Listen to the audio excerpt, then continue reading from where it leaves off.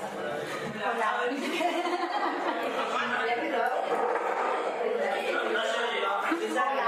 Vamos a empezar porque, bueno, no somos puntuales ingleses a las 7 en punto, pero ya más tarde de las 7:15 parece que los que han llegado puntuales pues un poco de falta de respeto hacia ellos, o sea que mejor empezar la clase, parece. Esta tarde tenemos con nosotros a una persona que se llama Lola, que tiene un currículum extensísimo, pero que realmente no tiene ninguna importancia su currículum esta tarde, porque ella va a hablar del ser humano y cualquiera que la conozca pues sabría que no hace falta que hubiera estudiado filosofía ni hubiera aprendido los filósofos, porque ella es el ser humano. Entonces, yo lo que creo es que, bueno, muchas veces de broma le digo, es que tú lo tienes muy fácil, tú lo has aprendido todo porque los filósofos son la fuente del saber y tú eres así porque has estudiado filosofía, pero no, ella es así porque es la amiga entrañable, la hija estupenda, la madre perfecta. No creer en nada de lo que está diciendo. Y bueno, sí, además veo que hay muchas caras que son capaces de decir que no me equivoco en nada de lo que estoy diciendo. Sí. Entonces, claro, por eso. Nos va a hablar del ser humano según los filósofos, pero realmente va a hablarnos, yo creo que como siempre, desde el corazón. Entonces, bueno, pues poco más que decir que Regenera, que es socia de Regenera, que Regenera está encantada de que haya accedido a colaborar con nosotros. Y lo único, antes de que empiece ella, recordaros que tenemos un retiro transpersonal el día 17 al 19 de junio en los molinos del río Argos, en Caravaca, con José María Doria, que realmente es muy interesante y que, bueno, que todavía me parece que quedan 4 o 5 plazas y que si estáis interesados, pues al final la caña os damos la información. Y nada más, yo creo que ya Lola puede empezar. Bueno, esto es un embolado para mí porque realmente fue Antonio Ángel el que me dio, y ahora resulta que estás aquí. Entonces, bueno, yo, mi intención es que reflexionemos todos sobre qué es el ser humano y la existencia, pero no he podido resistir, como profesora de filosofía que soy, pues hacer pues algo lleno de contenido, de autores, de relaciones, de no sé qué. Y luego, claro, lo primero que hay, en cuanto me ha visto Pedro, dice, pero tú te vas, esto es una charla, es una tertulia entre amigos. Y digo, bueno, pues nada. Aparte, bueno, pues me encanta la pintura y lo que he hecho ha sido ir ilustrando con las teorías y las preguntas, porque lo he querido plantear. La pregunta es qué es el hombre, qué es el ser humano. Y he querido hacerlo con vosotras, a través, lanzando preguntas. Somos seres racionales, somos seres libres, somos seres determinados, somos seres dignos, dignidad o miseria, locura o cordura, y todo eso haciendo un recorrido tanto por la filosofía como por la psicología y a través de la pintura. Problema, que como no podemos proyectar, pues después de haber metido a Klimt, a Goya, a Schiele, a Kirchner, a un montón de pintores que me habría encantado que los vierais, pues no se puede ver. Pero bueno, así es el directo, ¿qué vamos a hacer? Entonces, creo que he sido demasiado espesa. Entonces sí que he hecho copias y están por ahí. Y voy a ir muy rápido. Entonces, la introducción es el concepto de persona a través de la psicología, que ahí de la filosofía lo que se va buscando es pues un concepto que sea universal, y para obtener ese concepto universal del ser humano lo que tenemos que hacer es aislar las diferencias y buscar aquellas cosas que nos unen y que nos identifican. Realmente,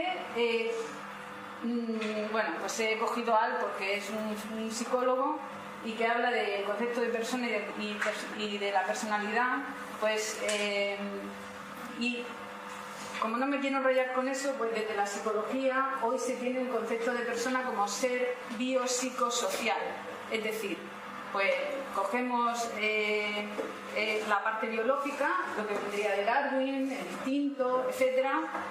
Sí que ya lo decía Aristóteles y los filósofos, y luego somos, bueno, seres sociales, pero como digo, que no me quiero extender en eso y no quiero ser pesada,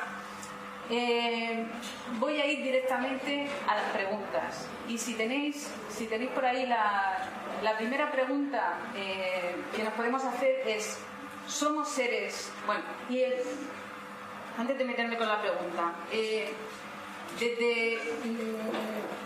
de un modo general podemos ver que es el ser humano se ha visto desde tres perspectivas totalmente diferentes. La tradición judío-cristiana, que dice que, bueno, que somos fruto de la creación, el paraíso, la caída, etcétera. Luego la antigüedad clásica, que ve al hombre como un ser racional.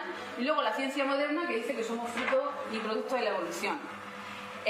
Lo que está claro a estas alturas es, y por eso también quería que vierais la pintura, porque se va viendo como desde la armonía y la unidad del ideal clásico que se retoma luego en el Renacimiento, pues todo eso, si vemos cuál es la evolución de la pintura, pues vemos como las vanguardias del siglo XX lo que hacen es, pues, incluso desde la música, pues vemos como esa descomposición y esa desfiguración que va, alienación, represión, etcétera, que se va desintegrando el concepto de ser humano, pero porque la realidad también se va desintegrando y el mundo se va convirtiendo en algo cada vez más inhóspito. Entonces, por ejemplo, Foucault dice que ya no existe una idea unitaria del hombre, o Italo Calvino, que lo tenéis, no sé si vais siguiendo, pone: de mediado, mutilado, incompleto, enemigo de sí mismo es el hombre contemporáneo. Marx lo llama alienado, Freud reprimido. Entonces se ha perdido esa antigua armonía y el hombre lo que va haciendo es buscando su identidad. Y es importante que estemos aquí esta tarde con el calor que hace, pudiendo estar en la playa o vete tú a saber dónde, que nos estemos preguntando ¿qué es el ser humano? Pues yo creo que sí, y es lo que decía Aurora, porque al fin y al cabo, o sea, si esto tiene algún sentido es, pues, que reflexionemos sobre qué somos nosotros, qué queremos ser y cómo queremos vivir, Entonces, esta pregunta yo creo que desde la filosofía, la psicología, la medicina, o sea, toda la ciencia, la pintura, lo que hacen en definitiva es intentar encontrar un sentido y una idea de ser humano y de existencia auténtica. Entonces, Heráclito, que no sé si sabéis, pero es un filósofo griego, presocrático, decía que toda su vida lo que había hecho en definitiva era buscarse a sí mismo. O la máxima socrática, él decía que es a lo máximo que puede aspirar el ser humano, a conocerse a sí mismo. Y Kant, que también es un filósofo emblemático, decía que había varias preguntas que se podía hacer al ser humano, y es: ¿qué puedo saber? La teoría del conocimiento. ¿Qué debo hacer? Moral, la ética. ¿Qué me está permitido esperar? ¿Hay un más allá, un más acá? ¿Hay un sentido de trascendencia o somos seres inmanentes, limitados, finitos? Pero decía, hay una pregunta que resume a todas las demás, y esa pregunta es: ¿qué es el hombre? Y luego el existencialismo, que tantos psicólogos hoy en día, Víctor Frank, un montón de corrientes y terapias dentro de la psicología, lo que hacen es retomar precisamente el existencialismo, tomar la mayéutica socrática, es verdad, es que es así. Entonces, el existencialismo, ¿qué dice del ser humano? Porque somos algo cuya esencia consiste en existir, es decir, no somos nada predeterminado ni fijo. ¿Qué somos? Pues lo que vamos haciendo con nuestra vida y con cada elección en cada momento. Pero como digo, ya no me voy a enrollar más, ni con autores directamente ni nada, y vamos a la primera pregunta. La primera cosa, y mi intención era ir proyectando esto, y luego la pregunta es: ¿somos un ser racional? Entonces, pues hay una serie de autores y corrientes y pensadores que han pensado que sí que somos seres racionales. Los griegos, Pascal, decía Linneo, todos ellos han considerado que el ser humano era un ser racional. Y aquí tenía un cuadro de Goya que es El sueño de la razón engendra monstruos, porque como no quiero ser pesada, pero bueno, ahí tenéis eso, y si queréis luego leerlo, hay Platón, Aristóteles, Sócrates, Pascal, como digo, cantidad de autores que han pensado que sí que el hombre era un ser racional. Pero ¿somos solo seres racionales? Pues no. Entonces, el hombre no es solo un ser racional, es también pasión, emoción, imaginación, inconsciente, incluso locura. Entonces, ahí estarían tanto los románticos, que le dan mucha... reivindica las emociones, la pasión, la sinrazón, la locura. No sé si conocéis a Hölderlin, pero por pasión uno puede llegar a la esencia de las cosas. Bueno, por ejemplo, Goya, las pinturas negras, que para mí es, digamos, es un maestro dibujando al ser humano y lo más profundo de la existencia. Nietzsche, Kierkegaard, Dostoyevsky, en Apuntes del subsuelo, lo que hacen es ver el lado, o el expresionismo, lo que hacen ver es el lado oscuro del ser humano, la parte no racional. Incluso hoy las neurociencias también estudian las emociones. Y bueno, Lessing, por ejemplo, decía que... me encanta esta frase: hay cosas que deben haceros perder la razón, o entonces es que no tenéis razón alguna que perder. Bueno, se trataría, y aquí he metido cuadros de la Casa de los Locos de Goya, o una pintura de Friedrich que se llama Caminante entre la niebla, y una escultura de Rodin, pero no la podéis ver. Entonces... ¿Se explica el portátil? No lo sé. Algo veremos. ¿Ves algo? Sí, algo.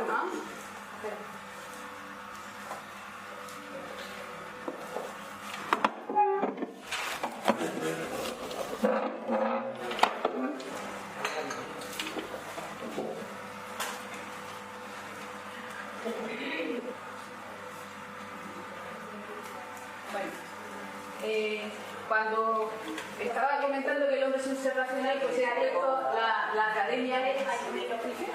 Perdón.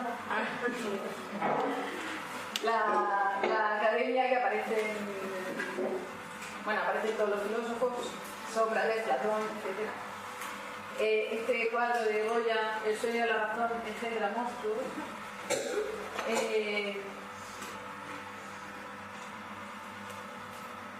Para ilustrar que no solo somos razón, sino también locura, o como decía un filósofo, estamos en la dialéctica sapiens-demens. Bueno, y esto era lo que os comentaba, el caminante sobre la niebla y el caminante de Rodin. Entonces, ¿es el hombre el centro del universo? Pues para muchos pensadores cristianos y para los pensadores griegos sí que el hombre era el centro del universo. Sin embargo, aquí he puesto un cuadro de Friedrich, que es un pintor romántico, que ilustra perfectamente cómo el ser humano va dejando de ser el centro y se pierde ahí prácticamente en la nada, en la naturaleza. Mi idea era que fuésemos leyendo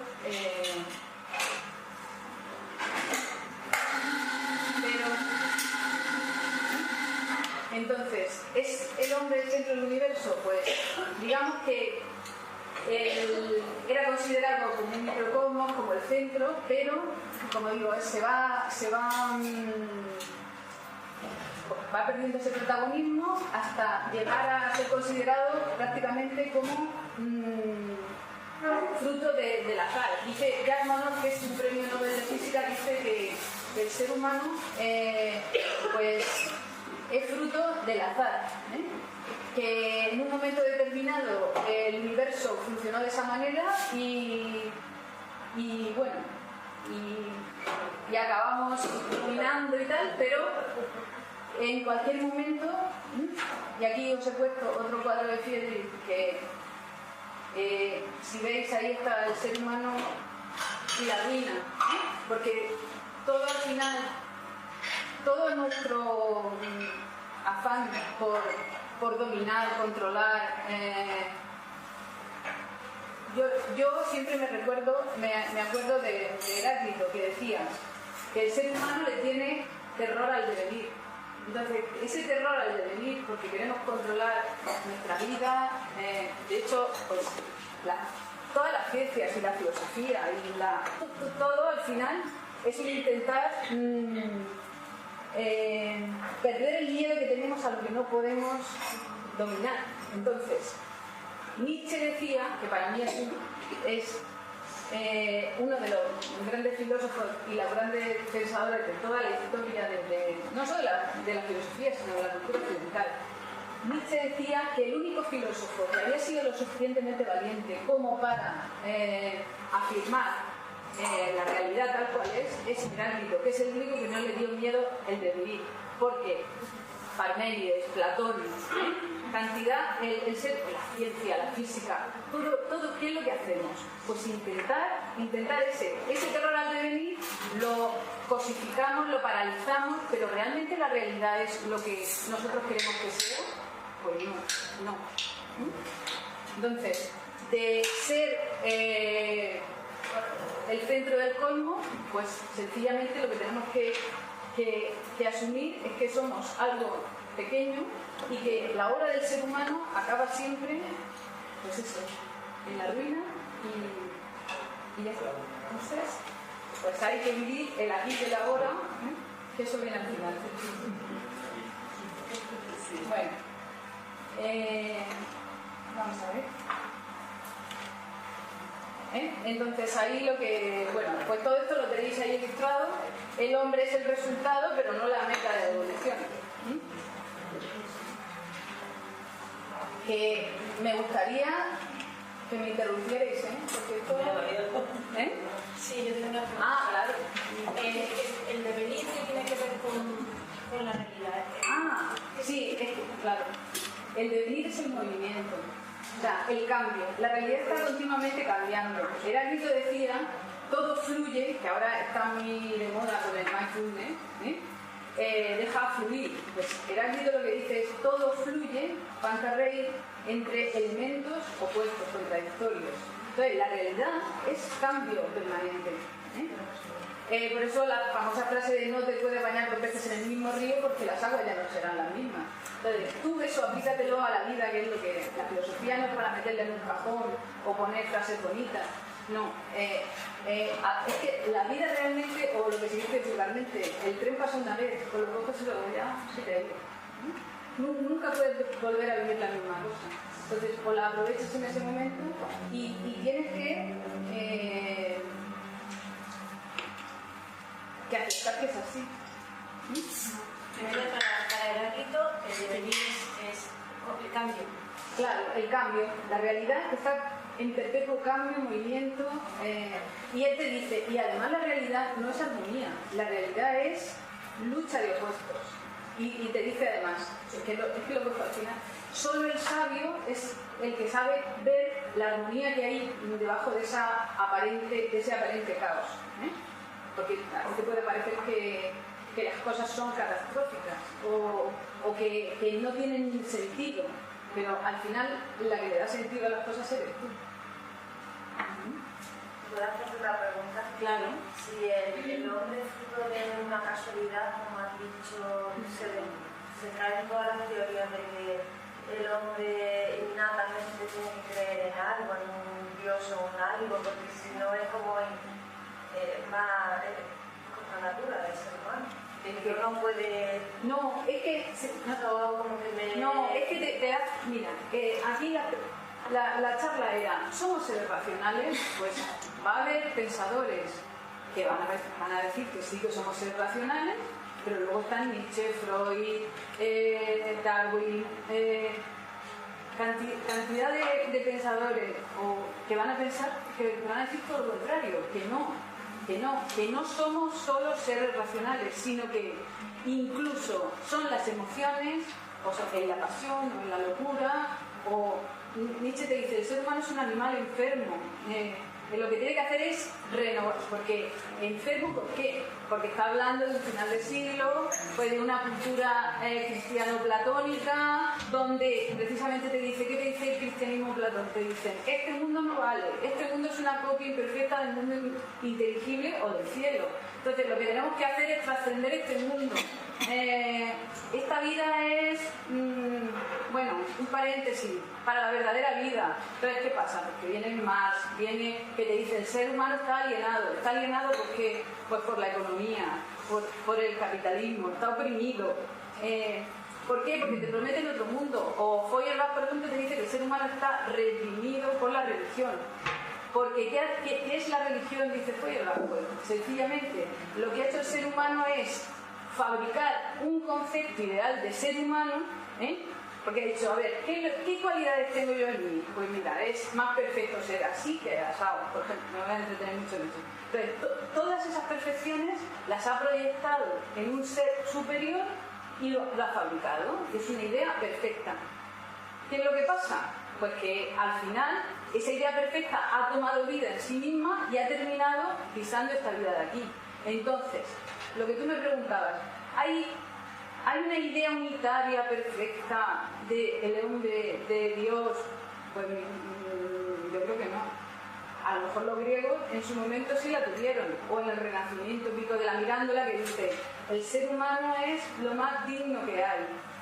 Pero incluso Pico de la Mirándola te está diciendo, mientras que los griegos, Platón, Aristóteles, Sócrates, todos te decían, el ser humano es un ser racional por naturaleza, es social por naturaleza. Y por naturaleza quiere decir, su esencia consiste en ser tal. Sin embargo, tú fíjate Pico de la Mirándola, que ya es un renacentista, es un humanista del Renacimiento, y ya te dice, el ser humano es digno. ¿Pero por qué?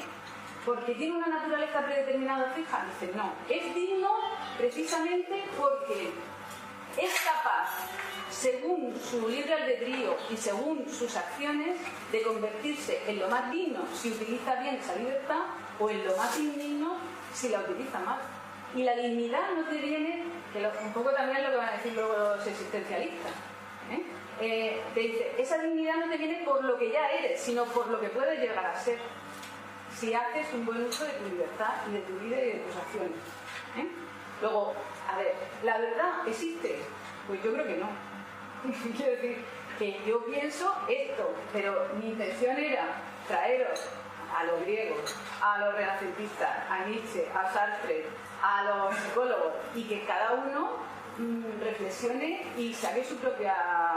La verdad yo no la tengo, vamos, ni mucho menos. No, pero yo creo que la pregunta que te hacía ella es que has dicho que hay un autor que ha dicho que el ser humano es el resultado de una casualidad. Ah, eso ya no, mira, para mí me choca mucho. No, pues mira, eso lo dice Jacques Monod, que fue el premio Nobel de va en Física. contra de lo que un ser humano no podría vivir sin creer que, sin tener un sentido a la vida. O sea, es como innato, el ser humano necesita, es una necesidad innata de darle sentido, de alguna manera, uno de una forma, otro de otra, pero que es como que me chirría, porque entonces si fuera así, como...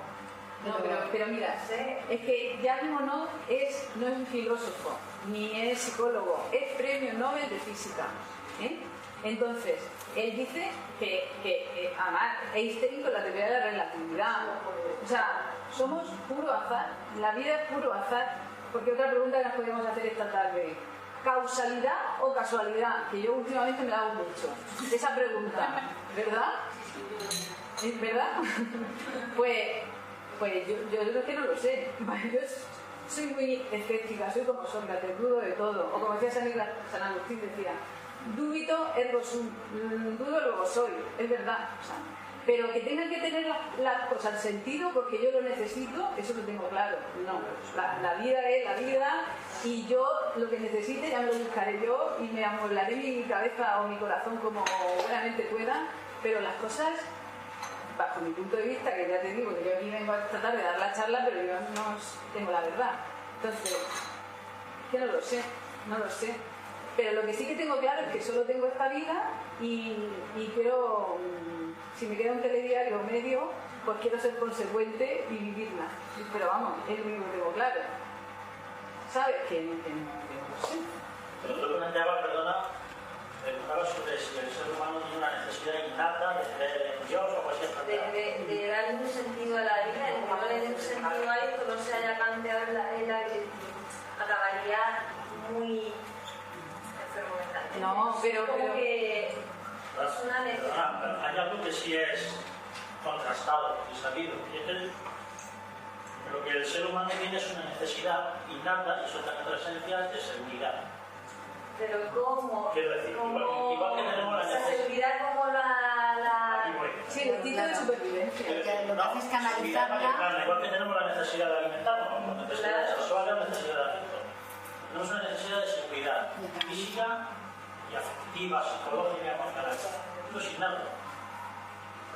Y muchas de las cosas que están planteando, y incluyendo las alusiones a que voy a intervenir, en Internet tienen que ver con esa necesidad y nuestra manera de intentar satisfacerla. Es decir, estamos rodeados de incertidumbre, estamos rodeados de cosas incontrolables. La casualidad no es más que todo el conjunto de inmensas concatenaciones casuales que escapan de nuestro control. La gente dice, no es que la casualidad, solo causalidad. Claro, la mayor parte de las causalidades escapan de nuestro conocimiento y nuestro control. A efectos prácticos, eso es casualidad. No, pero es que Spinoza tiene una frase respecto a eso que dice que... No, perdón, iba a ligar esto con el tema de pasa la incertidumbre, pasa la incontrolabilidad, pase al momento de venir, pase a la transitoriedad de las cosas, de nuestra propia vida. Para empezar, eso choca duramente con nuestra necesidad innata e incuestionable de seguridad psicológica. Por tanto, en esa búsqueda de seguridad especulamos. El ser humano construye teorías, construye creencias, construye dioses para satisfacer esa necesidad. Es innata la necesidad psicológica, no la creencia en Dios. No, sí, tenemos que dar sentido. Pero claro, entonces tú pensar que eres fruto de la casualidad no te da ninguna seguridad. Pero es el punto de vista de un físico. Claro, ¿cuál es el reto? Desde el punto de vista de la física, porque se la teoría física.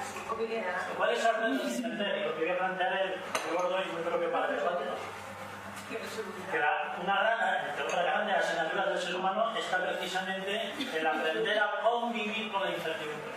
Aprender a no saber. Como no sabemos no saber, tenemos religiones, y tenemos ideologías, y tenemos sistemas de creencias varias. Sí, cuando te veas. Porque fundamentamos nuestra seguridad en el control y en una certidumbre construida, ficticia, inventada. El reto es construir una satisfacción de esa seguridad psicológica que nosotros necesitamos, no desde estrategias especulativas para crear acciones de certidumbre y de control, sino un tipo de seguridad distinta, que era lo que decimos cuando hablamos de seguridad interior, que te había que explicar qué es, ¿no? Pero yo creo que esa cuestión de la incertidumbre, de la transitoriedad, tiene mucho que ver con todas estas construcciones y con tantos movimientos erráticos que estamos. Claro, pero eso es lo que decía Nietzsche, o sea, el terror al devenir, el terror a lo que no podemos controlar. Pero estás paralizando y volviendo estática una realidad que no. Luego, si tú haces una fotografía, ya estás paralizando, ya no estás. ¿Que eso te tranquiliza a ti? Vale, pero la realidad está cambiando continuamente. Entonces, ella quería... No, perdona que te interrumpa. Hay tres cosas que me traen esta tarde a Carlos Hernández.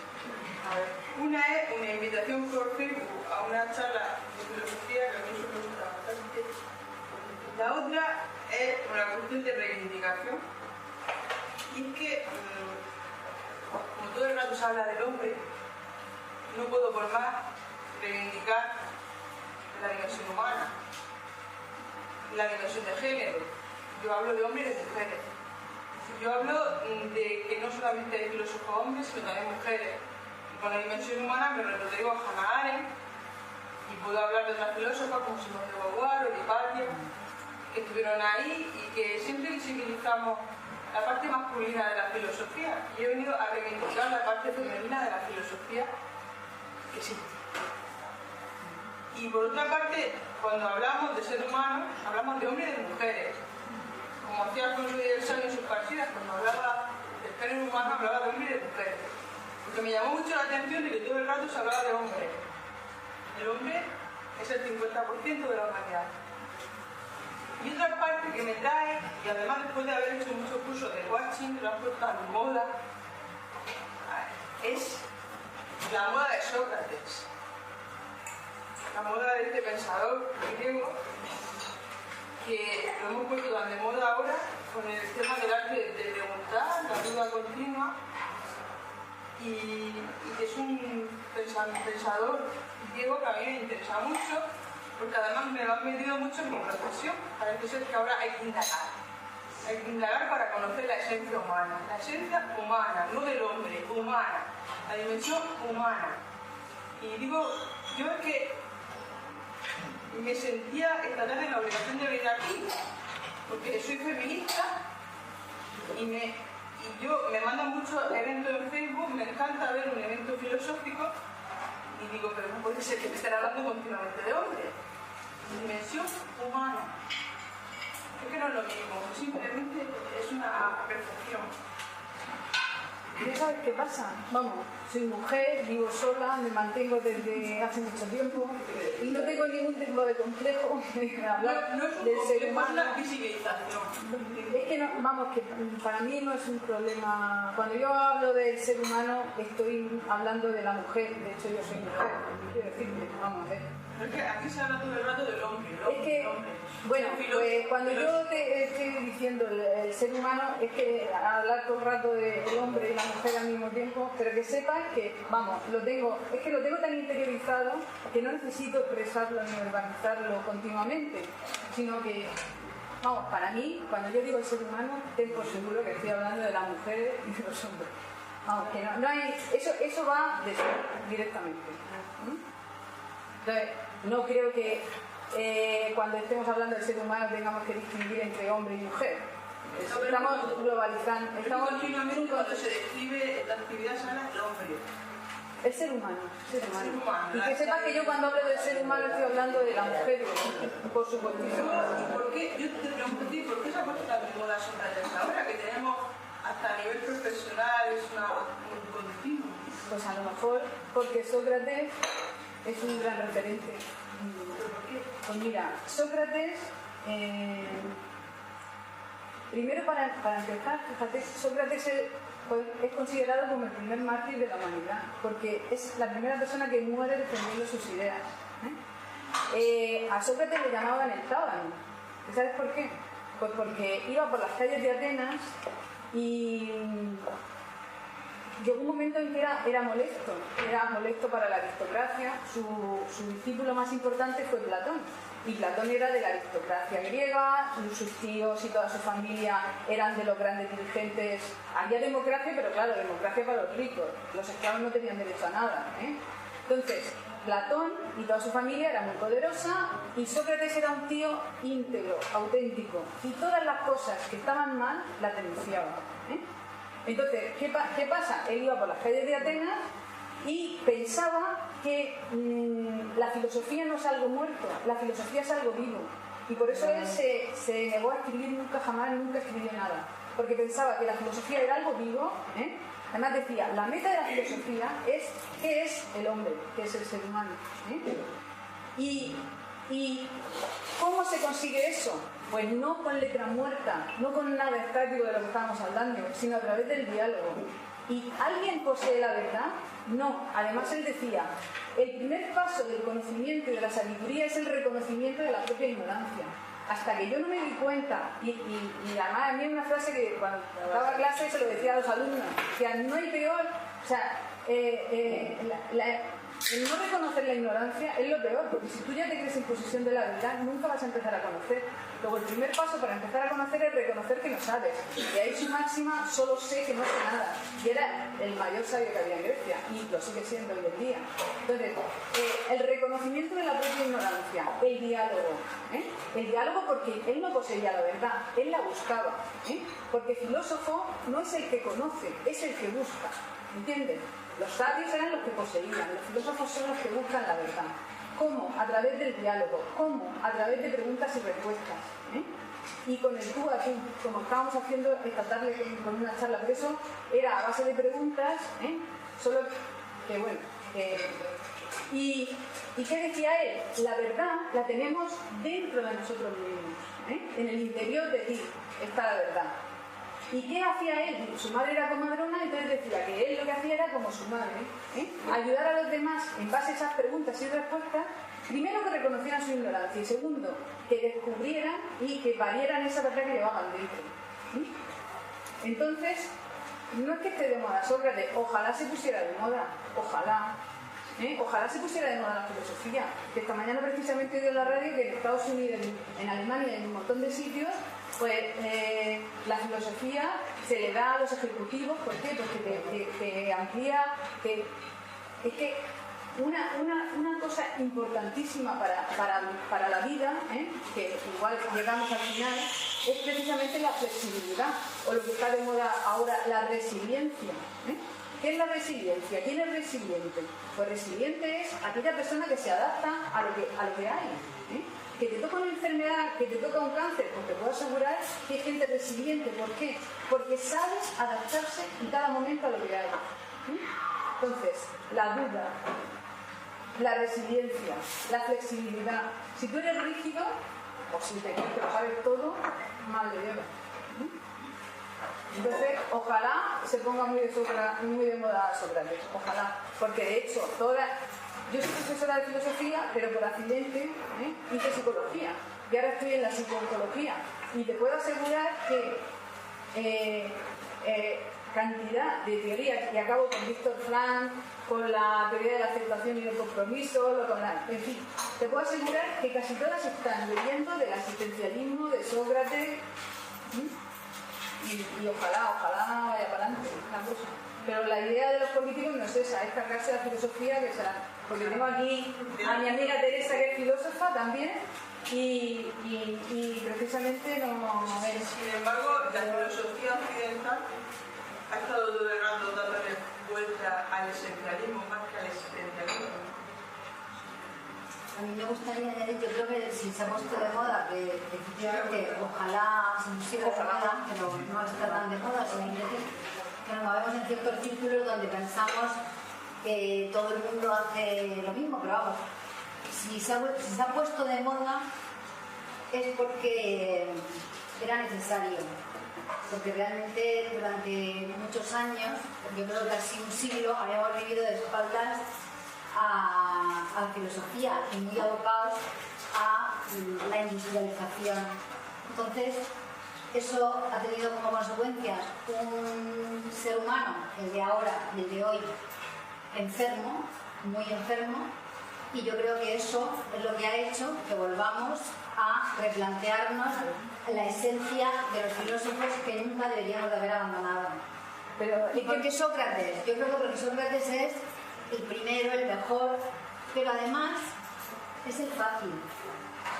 Entonces, es más fácil. Entonces,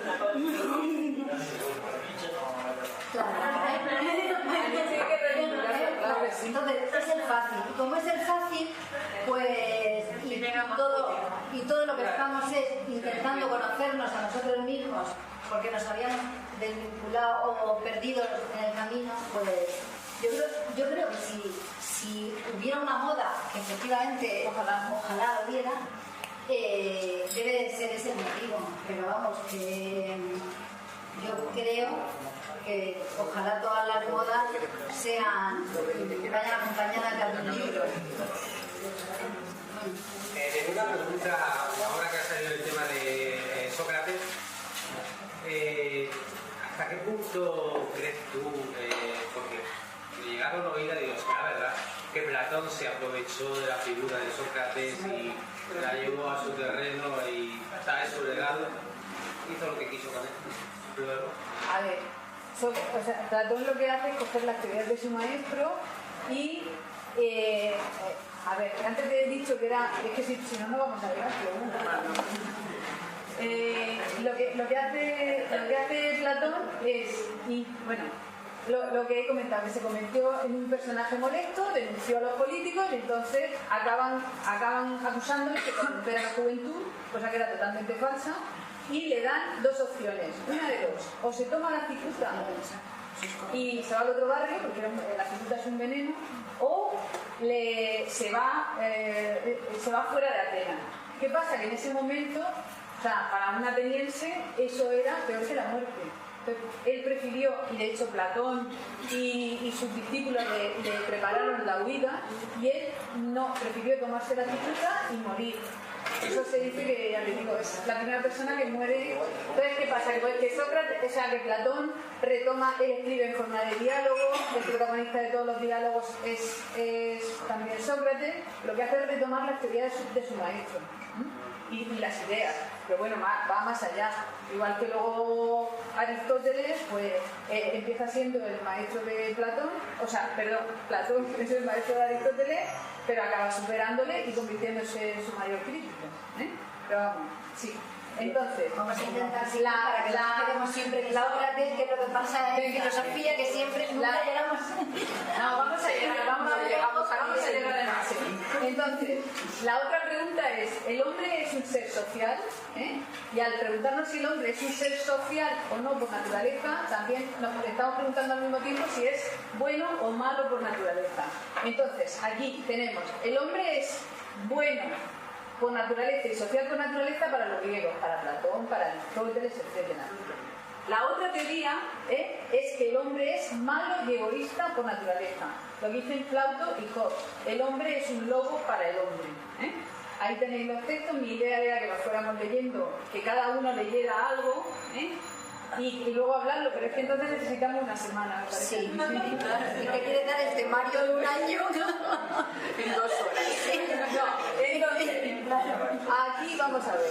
Los griegos, Platón y Aristóteles: el hombre es sociable y bueno por naturaleza. Plauto y Hobbes: el hombre es malo y egoísta por naturaleza, no es sociable. Entonces, luego está, bueno, no es sociable por naturaleza, pero ¿qué pasa? Que como somos tan sumamente malos y egoístas, dicen Plauto y Hobbes que la sociedad es necesario un contrato para que esto no sea la guerra de todos contra todos y no terminemos matándonos los unos a los otros. Luego, somos malos y egoístas, pero la sociedad debe existir porque si no nos aniquilaríamos los unos a los otros. Y luego está la tercera época, pues Plauto es antiguo y Hobbes es luego de la Edad Moderna. O sea, y luego está Rousseau, que es de la Ilustración. Rousseau dice que el hombre es bueno por naturaleza y la sociedad no debería existir porque lo que hace es volvernos malos y egoístas. Entonces, ¿vosotros qué pensáis? ¿Con quién estáis? ¿Con los griegos, que somos buenos y sociales por naturaleza? ¿Con Plauto y Hobbes, que somos malos y egoístas y la sociedad existe porque si no nos mataríamos los unos a los otros? Sí. ¿O lo de Rousseau? Si está ahí el juicio, somos buenos y malos a la vez. Podemos coincidir con las tres teorías. Con la gafa que tú te pongas. Yo creo que coincido con la mía. ¿Y los demás qué pensáis? Yo con Rousseau no voy a estar nunca, ¿sabes por qué? Porque a mí Rousseau me plantea una angustia existencial increíble. Porque Rousseau, cuando surgió la Revolución Francesa, que era el teórico por excelencia de la revolución y de los derechos del tercer estado y todo esto, a las mujeres nos ninguneaba. Decíamos que no teníamos derecho a los derechos fundamentales de la Constitución francesa. Este señor, junto con otros señores políticos de aquella época, preparó que le cortaran la cabeza a toda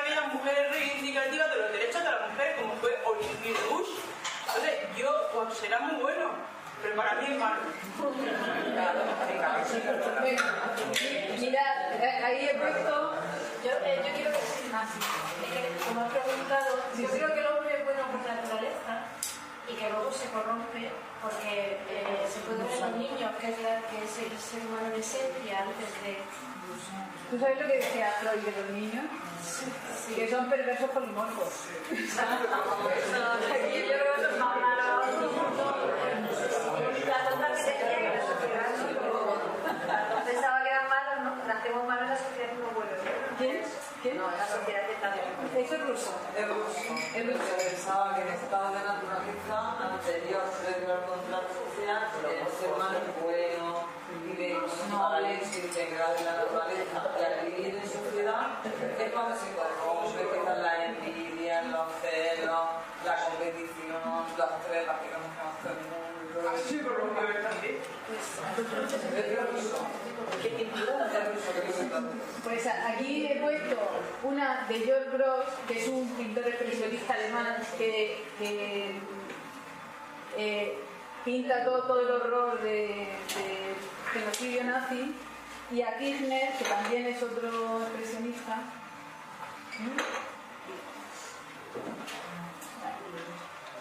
No puedo ver. A ver. Me parece que sí hay otro más.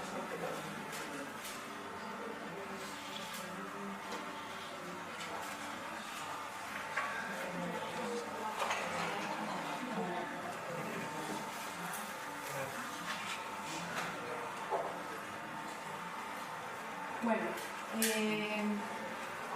después de la pregunta de si el hombre es un ser social y no una naturaleza, bueno, la pregunta es, ¿somos seres libres? Bueno, pues... La libertad. Esa es la voluntad. Hay que ir a la premisa.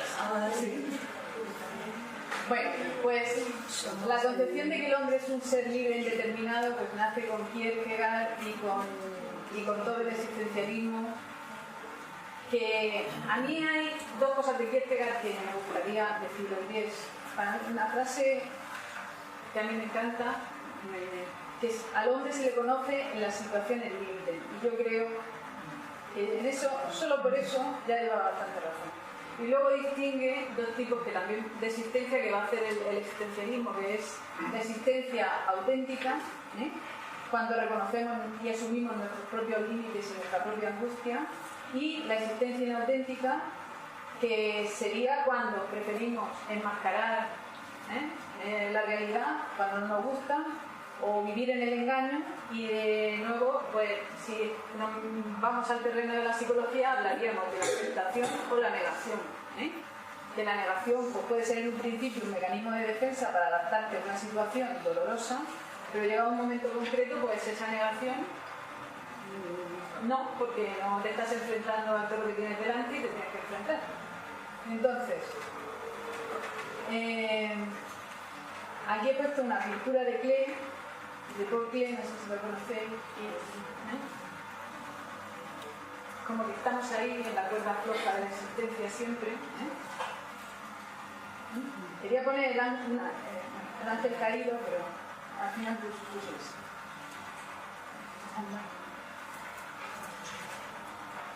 Entonces, ¿somos libres o no somos libres? Pues de nuevo aquí. No, yo pregunto. Sí, o sea, pues mira, hay Spinoza, es que quería. Spinoza dice que nos creemos libres, pero en realidad lo que pasa es que desconocemos las causas que nos determinan.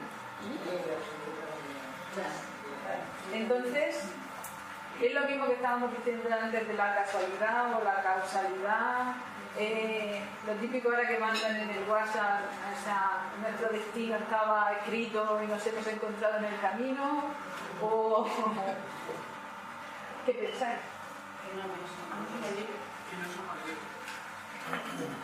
Pero yo creo que sí. Puede ser el momento. Si realmente pensamos que no somos libres, estamos en el buen camino. El problema es cuando todavía no creemos que somos libres.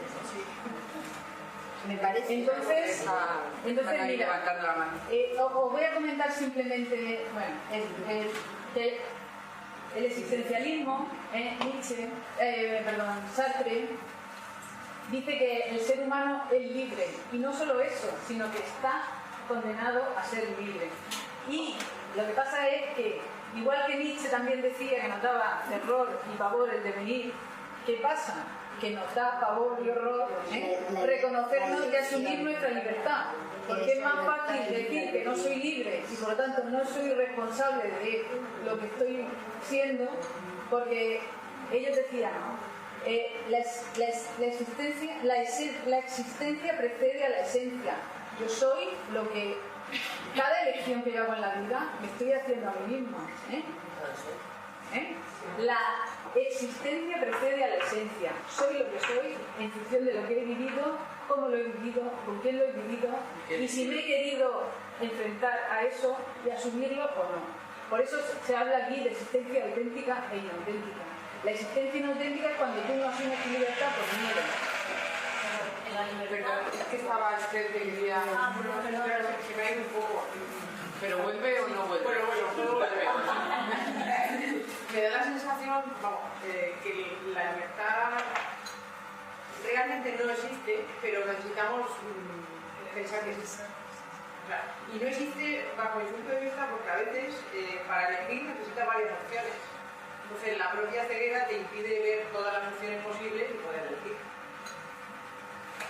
Mira, al final de todo, yo he metido, para mí hay muchos filósofos, muchos psicólogos, tal, pero yo creo que con estos dos libros, uno como que si tiene, vamos... No decía que no traían la verdad y no No, la traen. yo la verdad no la traigo, pero yo digo lo que a mí con lo que yo me identifico, que a lo mejor mañana pues resulta que no, o sea, vamos a ver, la realidad es cambiante y mutable, pero yo para mí, Epicteto y Víctor Frank, lo que estás diciendo tú, viene al final, pero Víctor Frank, en El hombre en busca de sentido, Víctor Frank no sé si lo conocéis, pero yo se lo mandaba a mis alumnos en tercero o en primero de bachiller. Bueno, pero yo hace 19 años, bueno, 9 que me jubilaron y 19 años que daba clase. Es decir, yo esto se lo mandaba al tercero de BUP y luego al primero de bachiller. Y ahora está de moda. Pero ahora En ese sentido lo basaron. no. Él, bueno, no sé si conocéis a Víctor Frank. Bueno, sí, luego tiene El hombre en busca de sentido trascendente, pero yo me quedo con este. Bueno, yo. Él que dice, con lo que estabas comentando tú, él dice que incluso dentro de él era judío y bueno, estuvo en un campo de concentración nazi, sobrevive y él viene al final, pero si queréis, bueno, él dice que incluso que somos la existencia desnuda y que la dignidad y la libertad del ser humano puede prevalecer incluso en esas condiciones donde era, imagínate, donde la vida, la muerte, el azar, la casualidad, en cualquier momento era o tú mueres o tú vives y no eran seres humanos en teoría, sino que eran cosas que se utilizaban, se aniquilaban, etc. Pues él dice que incluso en esas circunstancias la existencia tenía su dignidad y su libertad, porque la dignidad y la libertad están dentro de uno mismo. Todo consiste en buscarle el sentido y en asumir eso que te ha tocado vivir de la manera más digna posible. Y te dice, un poco retoma a Sócrates, retoma el existencialismo, retoma a Dostoyevsky, porque te dice que lo que se trata es de ser capaces de darle sentido al sufrimiento. Es la búsqueda de sentido. Y cuando te pasan cosas gordas en la vida, como que ves a la muerte de cerca, es cuando te das cuenta que las cosas tienen sentido y que incluso en esas situaciones límite de las que hablaba ayer, de las que te habla Víctor Frank, es cuando le encuentra realmente sentido a la vida. Fíjate, lo que decía también Heráclito, para darte cuenta de la armonía, o de lo que es la vida, a lo mejor has tenido que tener a la muerte así cara a cara, ¿sabes? Pero es el sentido lo que te hace libre. Es como vives tú lo que te toca vivir, lo que te ha tocado. La libertad es la capacidad de elección Es la capacidad. en la realidad. Para mí, la libertad es tú incluso en los últimos momentos o sea, imagínate que toca una enfermedad y te dicen que tu vida pues, no se sabe lo que va a durar y tú tienes dos opciones, negarla y decir pues no, pues te tapan los ojos, o aceptar la realidad que lo que estamos diciendo es lo que te ha tocado vivir y puedes vivirlo de una manera digna o indigna. Entonces él te dice, incluso en esas circunstancias tú puedes ser una persona digna. Y de hecho, bueno, pues yo ya os digo, estoy metida dentro de la psicología y de la oncología a nivel teórico, práctico, real y tal, y te puedo asegurar que la gente más valiente y más auténtica me la he encontrado ahí, que ha sido capaz de convertir ese dolor y ese sufrimiento en algo positivo. Pero no está siempre bien, No es cuestión de elegir. A ver, pero si es que tú estás eligiendo, tú no has elegido tener una enfermedad, igual que no has elegido decía Episteto. A ver, lo que hay que hacer es aceptar lo que te toca y aceptar que hay cosas que tú puedes controlar y otras que no puedes controlar. ¿Entiendes? Entonces, con lo que tú tienes, pues gestiona tú lo que tienes y lo que te ha tocado. ¿Puedo yo controlar lo que va a pensar la demás gente de mí? Pues ahora mismo estará pensando gente, mira la tía esta que pesa, cómo se enrolla, otra gente.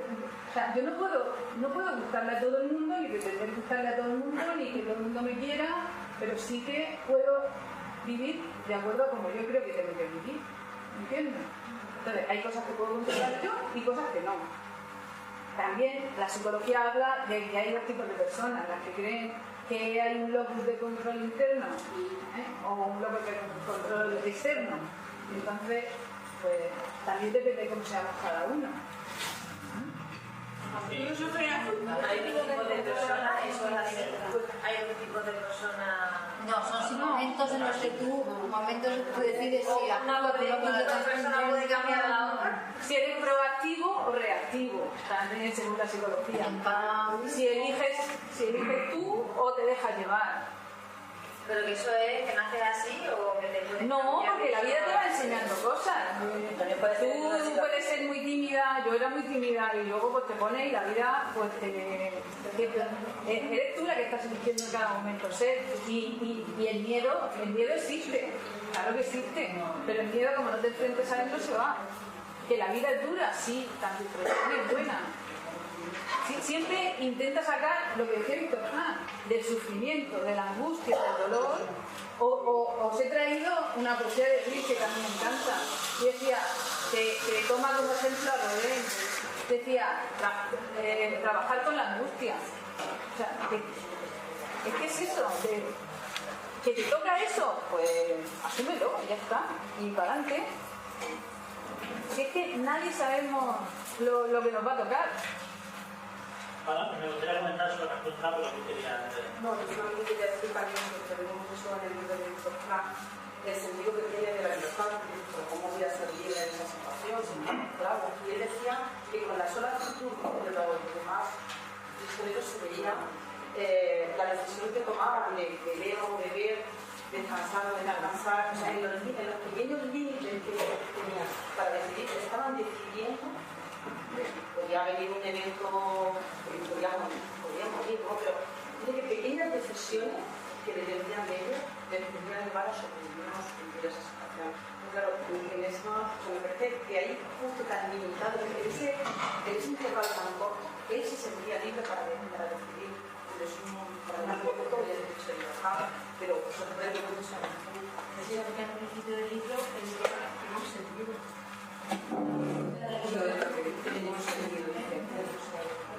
algo más fuerte. Que él al principio del libro, nada más ingresar en el campo de concentración, ya tenía un sentido, que era desarrollar su terapia, que la llevaba escrita en el papel. Bueno, en realidad todo su objetivo es encontrarse con su familia, con la cual no se encuentra nunca. O sea, quiero decir que al final es esa libertad limitada, es decir, libre para nosotros sería, fíjate, ha sido libre de poder buscar a su mujer y a sus hijos. No, en realidad, por eso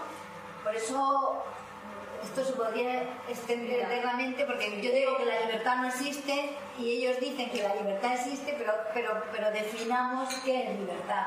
Iba a comentar que mi percepción es que hay, no sé si se me oye, ¿verdad? Sí. Mi percepción es que hay un problema, un conflicto eterno en todo este tipo de discusiones, hablando de la filosofía, de la psicología, y es que tenemos una tendencia a la dicotomía, las personas. Somos libres, no somos libres, somos buenos, somos salvajes, somos racionales, somos emocionales, y creo que la pregunta así está mal planteada directamente, porque mi percepción es que lo somos todos. Las respuestas son inclusivas, las respuestas son poliedros. Pero precisamente los grandes dilemas y conflictos filosóficos vienen de que uno marca este lado y otro marca este lado. Nunca uno incluye a otro, ¿no? Claro, mi percepción es que todo es inclusivo. No, la pregunta es correcta, la respuesta es la que hay que dilucidar. Pero para dilucidar eso tenemos que clarificar conceptos, y esto no es una cuestión para ti. Es como cuando se habla de es posible la felicidad o la felicidad. Quiero decir, siempre tenemos un gran dilema en cuanto a la convención de conceptos. Es un asunto con una relevancia práctica para nuestra vida tremenda, no una paja mental, perdón, ¿no? Entonces, podemos discutir que la libertad no, mi percepción es que somos libres en el marco de nuestras limitaciones, lo cual puede parecer una obviedad, pero limitaciones físicas, limitaciones de nuestras capacidades intelectuales, etc., de nuestra estructura neurológica a todos los niveles, y de nuestro marco de creencias. Entonces, somos libres dentro de nuestra jaula, no somos libres más allá de nuestra jaula, pero el marco, la actitud de la jaula viene determinado por nuestro conocimiento. No existe libertad sin conocimiento. Cuando yo no conozco la realidad y esto vincula con el concepto de aceptación. Es que nunca vas a conocer la realidad. Nunca. Pero puedo conocer el no saber. Yo conozco que no conozco más allá de aquí, y eso es conocimiento. Reconozco. Vale, reconozco mi ignorancia. Claro. Y ese es el conocimiento. Claro. Esa es la premisa. Por eso lo he dicho antes, saber lo que no sé es el sumo del conocimiento.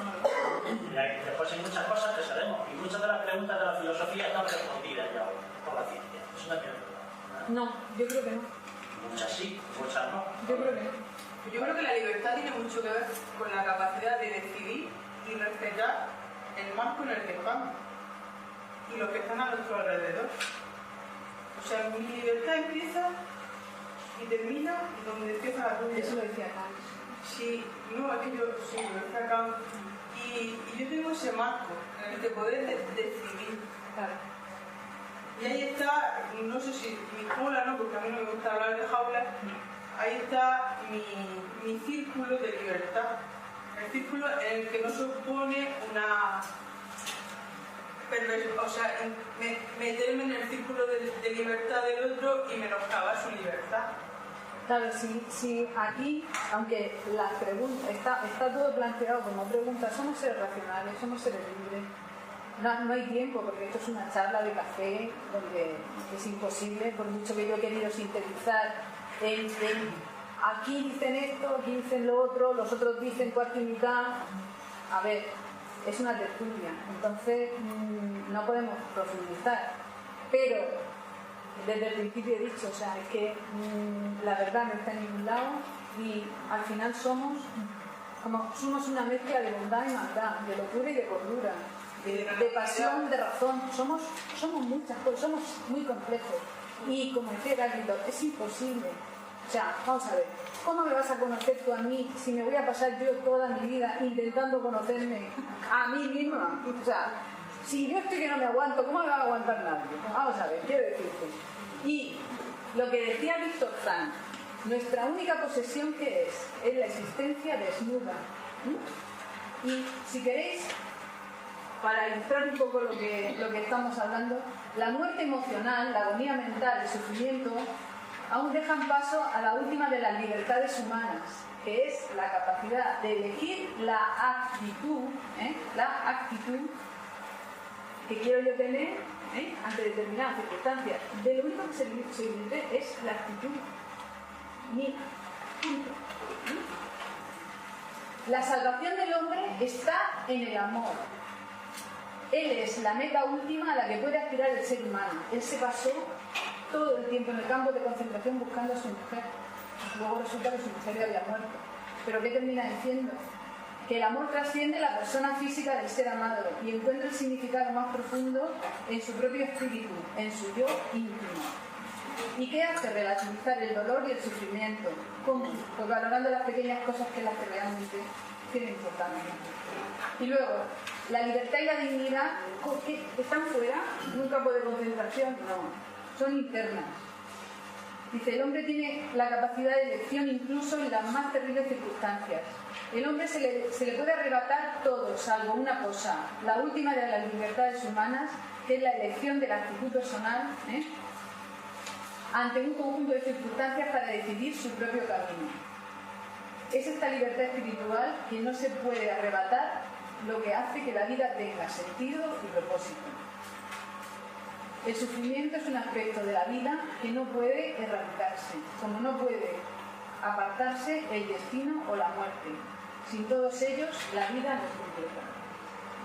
Luego la vida es sufrimiento, muerte. Y por eso os he puesto ahí lo de Heráclito. O lo que decía Rilke, trabajar con la angustia, o Nietzsche decía, quien tiene un porqué para vivir encontrará un cómo, porque la vida es muy jodida a veces, pero si tiene sentido y tienes por lo menos pasión o ilusión en lo que quieres conseguir, pues adelante. Y Dostoyevsky decía, solo temo una cosa, no ser digno de mis sufrimientos.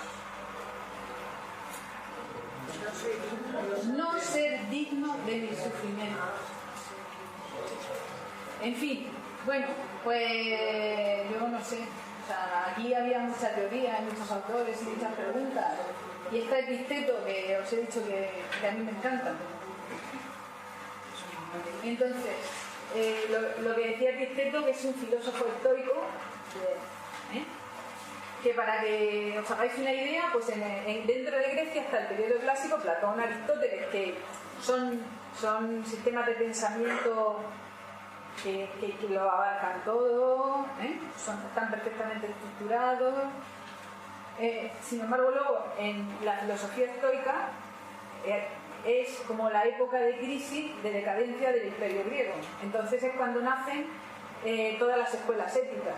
Mientras que Platón o Aristóteles piensan que el ser humano es racional, social, no sé qué, piensan que es como la época maravillosa donde todo es posible, ¿no? Mientras que la época de la filosofía helenística es la crisis y por lo tanto ya no es vamos a buscar una idea universal del hombre, sino vamos, aquí sálvese quien pueda.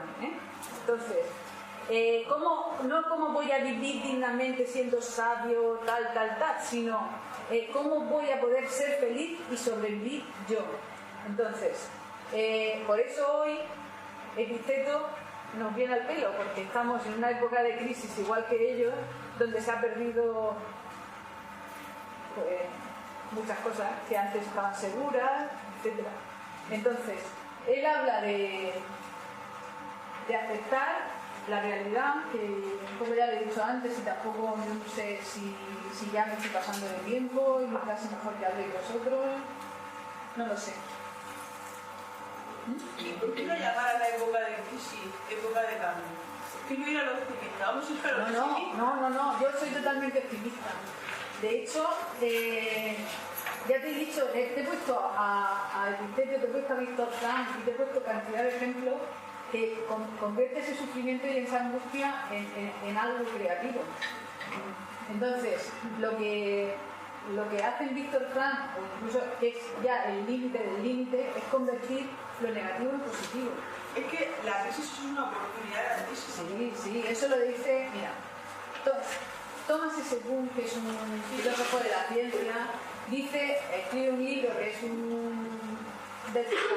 un paradigma, que dice que la estructura de las revoluciones científicas, y él dice que para que surjan nuevas ideas tiene que haber una crisis de todo lo anterior. O sea, de nuevo volvemos a lo mismo. Pues o Nietzsche, que dice, yo no soy un hombre, yo soy dinamita. ¿Qué quiere decir? Pues que lo que hace es dinamitar todo el sistema, o sea, toda la cultura occidental, porque era decadente, caduca, etcétera, etcétera, y construir un nuevo tipo de hombre, que es la metáfora de el hombre como animal enfermo debe morir para que nazca el superhombre. ¿De dónde va a nacer? Pues del niño. ¿Por qué? Porque el niño es inocencia. Son nuevos valores, donde los anteriores ya no valen. O totalmente de acuerdo contigo. Para la crisis, dos oportunidades, o de hundirte o de renovarte. O mejor renovarte.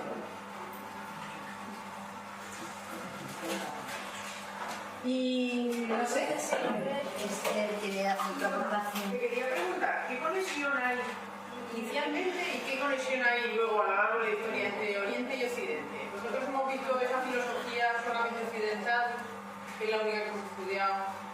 ¿Y qué conexiones tuvieron? ¿Hubo otra base de información entre unas culturas y otras? Nosotros, desde la filosofía, nos fijamos en la cultura occidental. ¿Sabes? Nuestros padres son los griegos y prácticamente, quitando lo que está de moda ahora del mindfulness, que el budismo, la meditación y todo eso, que también traía cosas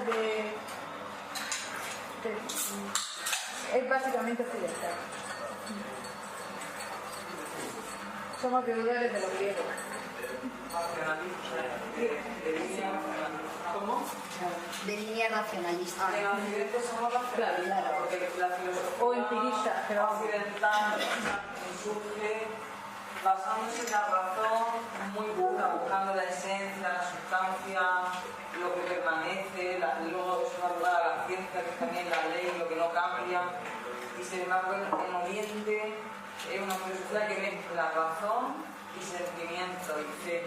O sea, esto es muy básico. Entonces, claro, eso sería un poco como una crítica que se le podría hacer. Bueno, de hecho, ya lo he explicado muy bien, porque los filósofos irracionalistas reclaman, como Nietzsche, pues reclaman el sentimiento, el instinto, o Freud también habla de que es que me saltó la mitad de la charla. Estamos dominados por los instintos, la racionalidad y pasiones, además muy oscuras, que es la parte del alma oscura que no queremos a nadie reconocer, ¿no? Los celos, las presiones, los miedos, la negación. Pero si te vas al romanticismo, por ejemplo, ahí la razón se pierde y es eso, es la pasión, el amor, la locura. La pregunta que yo ya como comparando las culturas, ¿no? Y desde nosotros Occidente nace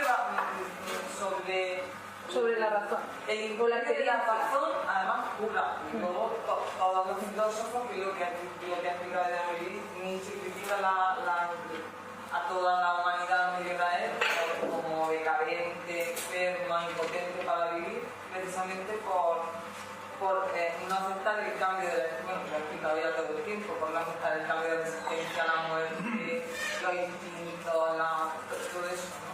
Sin embargo, en Oriente, la filosofía, toda, ahí no se paran, ¿no? De hecho, esa unión, el yin y el yang, siempre mezclan el corazón, la fe, y bueno, y no digamos, nadie de la cabeza, hay como se dice, pues estos que están como locos mezclando los terroristas, ¿no? O sea, los terroristas están en la Edad Media, ¿por qué no han avanzado?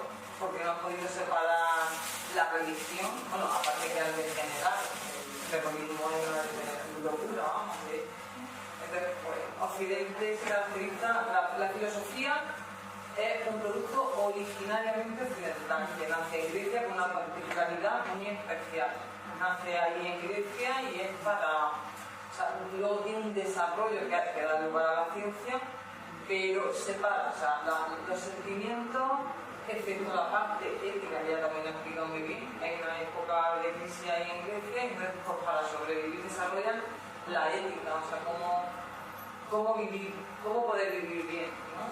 De hecho, el sabio es el que sabe vivir bien, o luego me salta cantidad de cosas, pero el principio de la moral según Pascal es eso también, igual que decían los griegos, saber vivir bien de acuerdo con la divinidad.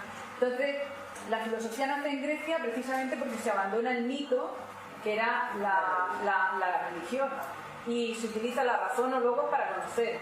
Y es muy sencillo ver, vamos, yo visualizo toda la historia de la filosofía partiendo de Heráclito y de Parménides. Heráclito es la línea empirista, y ahí nace la ciencia de todo el empirismo a lo largo de toda la historia de la filosofía, o luego Parménides, que es el racionalista absoluto, que lo que hace es paralizar la realidad, dice solo existe el ser, el único, en fin. Pero bueno, no me enrollo, que arranca de los presocráticos Parménides y Heráclito, y entonces tendríamos Heráclito, la línea empirista, que recorrería Heráclito, Aristóteles, y luego el empirismo moderno con Hume, Berkeley, etcétera, y luego la ciencia moderna. Y luego, por otro lado, estaría en lo que es la línea racionalista, que empezaría con Parménides, Sócrates, Platón y luego Descartes. Pero a mí me encanta Descartes, y de hecho me quedé rayada cuando fui a la carrera, porque hubo una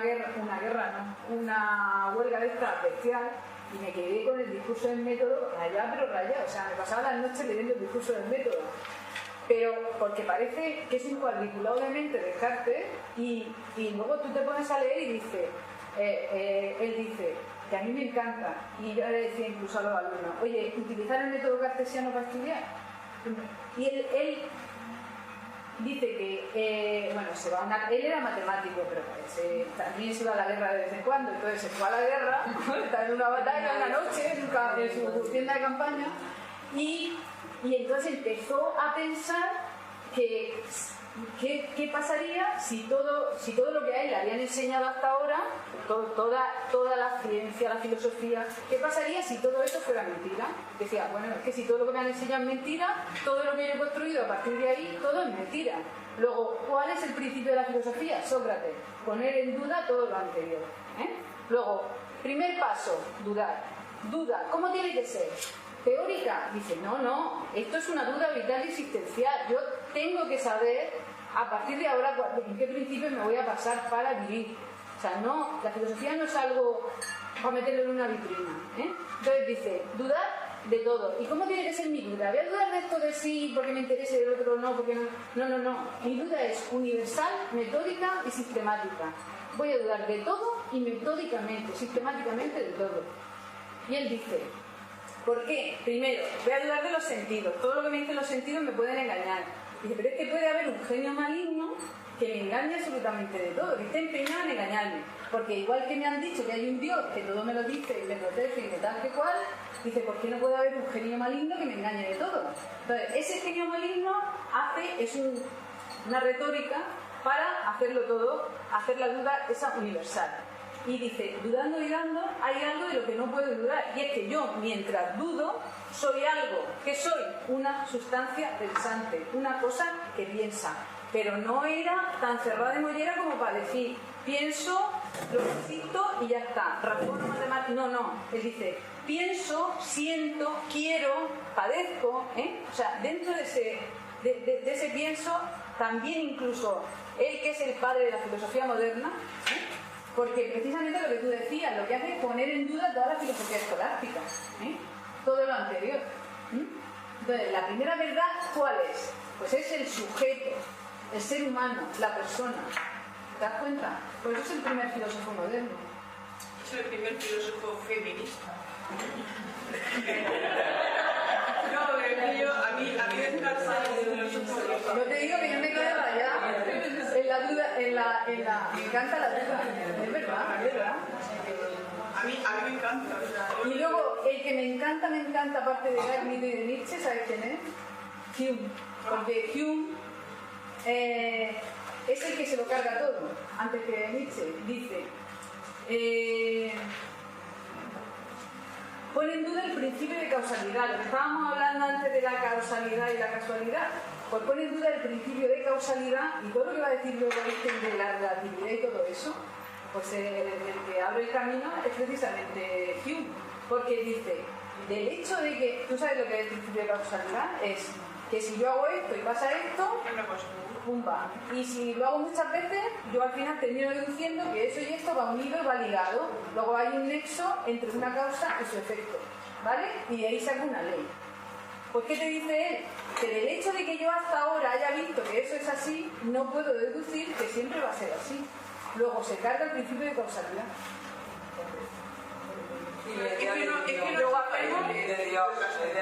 Claro, luego se carga el concepto de sustancia. Pero el principio de casualidad es el que se basa, de casualidad es el que se basa en el método científico. Claro. Y luego por eso la ciencia ya no es necesaria, es probable. Ya, pero cuando te vas a las ciencias sociales, también aparece la hermenéutica, la interpretación. Y aparecen otras cosas que cuestionan el método científico. Yo creo que está en ese planteamiento, en el planteamiento de que el método científico no es infalible. Claro que no. No. Y luego, no me voy a ir de aquí sin hablar del mito de la caverna. Porque yo creo... Solamente quería hablar de simpatía. Yo tengo que hacer simpatía por lo que he dicho antes por Demócrito. Ah, también, me encanta, me encanta. Porque fue el primer psicólogo conocido inclusivo, como lo he dicho antes. Inclusivo. Ni Heráclito ni Parménides, los dos tienen razón. No. Y descubrió el átomo. A ver,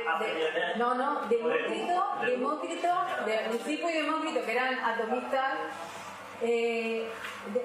es el primer ateo que hay y el primer... Vale, pero yo hacía referencia por esa inclusividad de dos enfoques aparentemente opuestos y dijo... Es que dice que todos son átomos y vacíos y que todo es fruto del azar. Incluso el pensamiento es choque de átomos. Llegó hace miles de años a un conocimiento, después ha sido... Sí, totalmente. A partir de la inclusividad del pensamiento. Sí. Son brillantes, es verdad. Lo que pasa es que vino el cristianismo y como eran ateos y todo era fruto del azar, pues claro, pues no podían admitirlo. Claro. No hay, es que otra de los apartados existe una finalidad, una teleología en el telos es fin en griego. Entonces existe una finalidad en todo lo que sucede, lo que estábamos hablando. Pues no. Bueno, yo creo que no.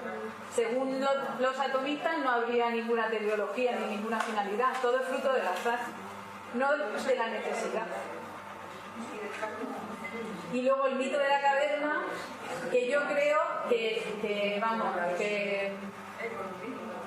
¿Lo conocéis el mito de la caverna? Sí, ¿no? Sí, Bueno, con esto ya me despido. Con esto es un bizcocho hasta mañana.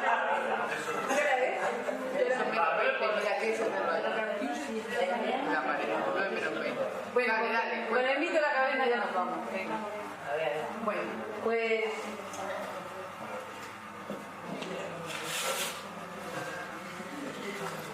Bueno, Platón, ya sabéis que él decía que había dos mundos, que este mundo estaba el mundo sensible, que era el mundo, y el mundo inteligible. El mundo sensible es una copia imperfecta del mundo inteligible.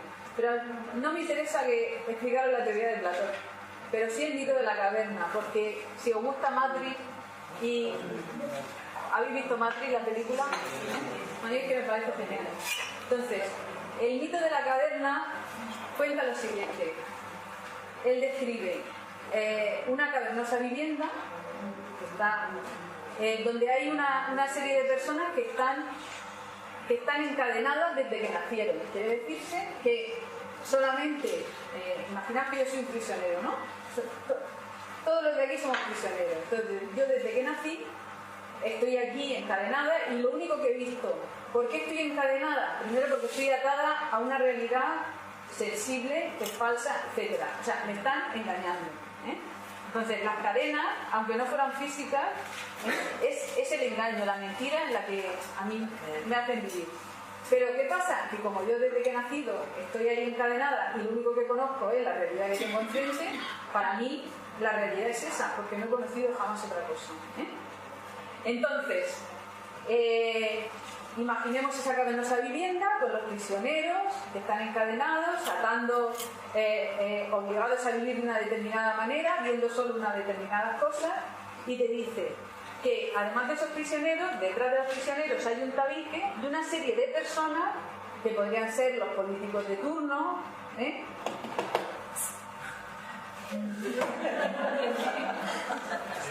que podrían ser los políticos de turno, la gente que nos va manipulando, que van por detrás, y como él creía que este mundo era una copia imperfecta material del mundo inteligible, pues van por detrás. Pues imaginaos, él decía que hay una idea de perro y aquí muchos perros que son copias imperfectas de la idea de perro que es perfecta. Pues los que van por detrás, que los están engañando y manipulando, llevan, digamos, pues eso, figuras que son una construcción material de esas ideas que existen en la realidad. Y hay un fuego, que el fuego también tiene un simbolismo especial, etc. Entonces, ¿qué pasa? Que nosotros lo que vemos es la proyección de esas sombras, de esas cosas que van pasando por ahí, y vemos las sombras. Entonces te dice, ¿qué pasaría si una persona viene de fuera de la caverna y te dice que todo eso que estás viendo tú es mentira? O sea, te dice, Sócrates, o sea, lo que él te dice es que esa persona que viene de fuera te dice, oye, que te están engañando, que te están manipulando, que todo eso que te estás viendo ahí es mentira, es falso. ¿Tú qué pensarías? ¿El tío este que hace calentándome la cabeza está loco o qué? Porque me está diciendo algo, vamos, se le ha ido la olla, ¿no? Tú pensarías que está loco, ¿verdad que sí?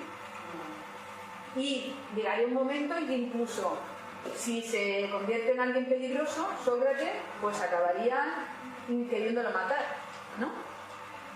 Y lo que te dice Platón es que esos prisioneros están siendo manipulados, pero para Platón, ¿cómo se sale de la ignorancia? Pues a través de la educación. Entonces te dice, ¿qué pasaría si a uno de los prisioneros tú le obligas a salir de la ignorancia, le quitas las cadenas, le obligas a salir de la ignorancia? Pues primero que no querría, ¿no? Porque nos cuesta estudiar, nos cuesta saber, nos cuesta irnos de lo que nos resulta conocido, familiar, fácil, etc. Entonces nos costaría salir de esa ignorancia. Primero nos rebelaríamos contra eso. Pero poco a poco iríamos como acostumbrándonos y habituándonos hasta que hubiera un momento en que saliéramos de la caverna y nos diéramos cuenta que eso a lo que estábamos sometidos pues era un mundo falso, una realidad falsa, entonces hasta que llegaras a conocer. Entonces, ¿me interesa? Sí, bueno, es que estoy intentando. Entonces, a mí me gusta, y yo a los alumnos les hacía que hicieran una interpretación moderna del mito de la caverna, que sería perfectamente la película de Matrix, pues para que nos diéramos cuenta a qué sombras, a qué mentiras estamos siendo sometidos cada día. Y lo de la ignorancia, la filosofía, que no interesa que la gente sepa, porque cuanto más ignorante es, pues mejor se le manipula. Por eso se quitar la filosofía de los programas educativos de hoy día es como los yihadistas, es un atentado grave al patrimonio de la humanidad. No sé lo que pensáis, porque claro, si una persona podemos discutir, no sé si pero la persona, el pensamiento va con la persona, y entonces si hay alguna asignatura que sea la más importante para un sistema educativo, es la filosofía. Aunque hay que poner filosofía para niños desde la guardería, ya se puede hacer, son juegos y preguntas tipo socrático. Entonces, pues yo no lo he podido evitar. Me he metido la cuña porque. No, si yo también. Ya que, claro, ser persona es ser, desde luego, pensante. Eso está claro. Aunque Freud dijera que estamos dominados por la razón, que es verdad, estamos determinados también por los instintos, que es cierto. Y yo también creo que eso parece una contradicción, pero es así, es la complejidad. Pero en la educación hoy día, pues así están los alumnos que no leen, el pensamiento simbólico, los símbolos, que es la dimensión simbólica, que está en el logos, que los griegos llamaban la palabra, le llamaban la razón. Entonces, claro, pues, al no leer, al no pensar y al poner asignaturas de informática, todo muy atractivo, todo muy lúdico, ahora le llaman la gamificación, que es juego, eso sí, o sea, todo muy divertido, porque no sé dónde, no sé en Estados Unidos, claro, el juego está muy bien, pero el pensamiento tiene una dureza y la dureza del pensamiento y la austeridad del pensamiento pues es una realidad que, o sea, es como quitar la filosofía de los sistemas educativos, dejarla optativa entre asignaturas como pueda ser religión, que creo que no me pasa en el programa, que no sé qué, ya no he querido ni ver, es una atentado. Es una forma de autonomizar, ¿no? De todas formas, nuestra lucha como ciudadanía... Claro, porque como hacía, ¿por qué se lo va a Sócrates? Que explica muy bien Mallado la vez. Pues por motivo político, o sea, le hacía pensar con las... Pero estoy confundiendo una cosa. Con todos sus Solo la política. No hay confundir política con partidismo. No, vamos a ver, yo lo digo por lo siguiente. Mira, lo digo por lo siguiente. Termino como yo y termino mi frase. Todos los sistemas políticos que han diferentes colores que han atacado la filosofía tienen un pecado, pero un pecado y empezó el sistema socialista a reducir. Sí, da igual. ¿Sabes? Entonces, lo que yo quiero decir, la gente, la sociedad, precisamente a lo mejor por lo que le decía Sócrates, que no saben la envergadura de lo que es la dimensión de enseñar a pensar y hacer preguntas. Es decir, una persona, te lo pongo en otro ejemplo, para politizar, que yo no he... O sea, es para politizar. Si una persona es su biografía, su historia, su nombre, su identidad. Tú imagínate que una persona, que es lo que pasa con la CN, le quitan la historia, que es. Entonces, la historia de la filosofía es la historia del patrimonio de la humanidad. Y una persona, para ser formada como persona, tiene que conocer la historia de sus antecedentes pensadores, porque si no, no eres nada, como dice él, eres un muñeco, ¿cómo se dice? Un espantapájaro vacío, o sea, aunque luego no te guste, porque habrá personas que gusten más, otras personas que gusten menos, pero la literatura y la filosofía, o sea, es ser persona, no se puede educar sin la historia del pensamiento. Quiero contraargumentar con la acabo de variar. Un poco argumento. No, sí tengo Me voy a comentar. Quiero argumentar. Porque está complicado. Bueno, está complicado, no. Contraargumentar. La filosofía nace en Grecia. La filosofía. La política también. La política es el gobierno de la polis, de los ciudadanos. ¿Y los ciudadanos? No, escúchame, por favor. Tú has empezado a hablar. No, tú has empezado a hablar de la educación. Y de cómo. El mito de la caverna, claro. El mito de la caverna. Vale. Y de cómo se saca. De cómo se saca la filosofía o otras materias de la educación.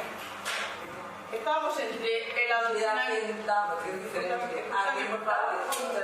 Escúchame, estamos entre el adoctrinamiento o la libertad de pensamiento. No, el adoctrinamiento. Es que no es lo mismo. Yo quiero llegar a una conclusión. El adoctrinamiento es lo que determinado partido, determinada religión, determinada tal, quiere que tú seas, sin una libertad de pensamiento. La filosofía te da esa libertad de pensamiento, pero la política te da la libertad de poder ejercer ese pensamiento. En teoría. En teoría, pero es que los ciudadanos estamos para llevar a cabo eso, y si no estamos de acuerdo con un sistema, hay que hacer lo que decía ella, salir de la caverna y atrevernos a cuestionar ese sistema. Pero si ella también lo dice, claro. Sí, no, pero yo te estoy diciendo que la política no es el problema. Es el partidismo. Son determinadas formas de ver la vida. Yo pienso que la educación debería de estar por encima de cualquier programa político. Claro, que sí es lo mismo que está diciendo ella. Digo, no, perdona, no programa político, programa de partido político. Sí, Programa sí, de está diciendo lo mismo exactamente. Exactamente. Pero es que tampoco hay que desvirtuar la política. La política es una herramienta que tiene la sociedad para transformarla. Claro, si la política viene de No hay que desvirtuar eso porque eso es caer en la trampa. pero si es lo que está diciendo ella. Ya, pero es caer en la trampa. Si desvirtuamos la política como si desvirtuamos la filosofía, como si desvirtuamos la educación, es caer en la trampa del sistema. Estamos criticando la política que contra la humanidad. Es que no es lo mismo el partidismo que la política. Perdonad, pero hay una persona que quiere aportar. Yo quería hacer una pregunta. Son maestras, o sea, profesoras, ¿no? De filosofía. ¿Cómo evalúan a los alumnos lo que saben o no de filosofía? Uy, por ejemplo, no evaluamos como porque la verdad es que es un corsé. ¿Sabes lo que es un corsé? O sea, han inventado ahora un sistema, no te voy a decir otras palabras, de estándares, de corsé, decadente, horroroso, que me toman una tertulia, pues me permito la libertad de autoterapia. Se está De quejarme. No podemos examinar de lo que queremos. Luego le pixelamos la cara.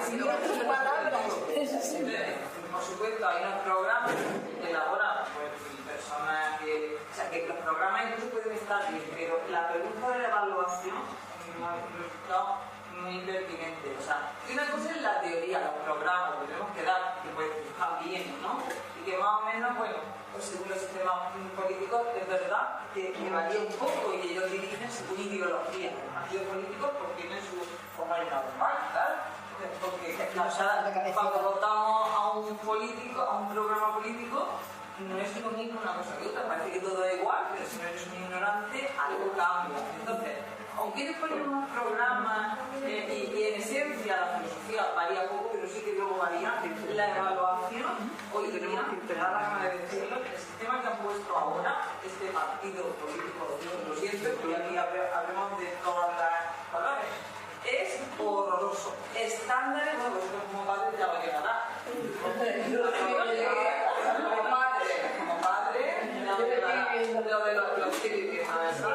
Me preguntan más bien qué instrumento utiliza para evaluar a los alumnos. Programa de instrumento, pues cada departamento hay herramientas TIC que le llaman, exámenes tradicionales, pero también mucho control de observación diaria.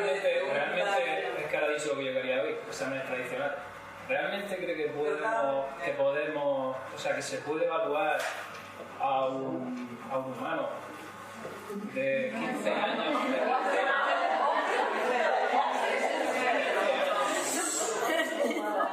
De entre 14, 15, 16 años, 17 incluso.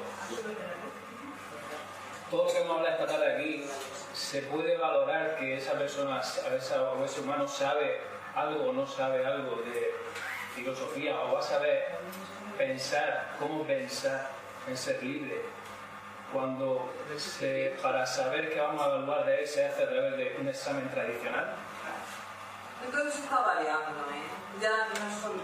Hombre, la base depende, no sé, la base siempre es eso, pero se ha enriquecido. Quiero decirle, un examen tradicional mide pero mira, igual que a las demás asignaturas se les exige que haya un rigor conceptual, de hecho, es lo que dice Pedro, o sea, la filosofía se basa en un rigor conceptual, y cuando tú estás hablando de razonólogos para conocer, estás hablando de un principio, estás hablando de un concepto filosófico, tienes que ser absolutamente riguroso, igual que cuando estás hablando del principio de causalidad, o de la física, o de la informática, o del teorema de Pitágoras, sabes que es eso y no otra cosa, ¿entiendes? Entonces, es que la filosofía no es solo saberte la teoría de Platón, de Aristóteles o tal, es ir más allá de eso, es tomando las teorías, los conceptos con rigor, tú ir más allá. Es que una cosa que no lo que decía Kant como lema de la Ilustración y como lema que atrévete a pensar por ti mismo.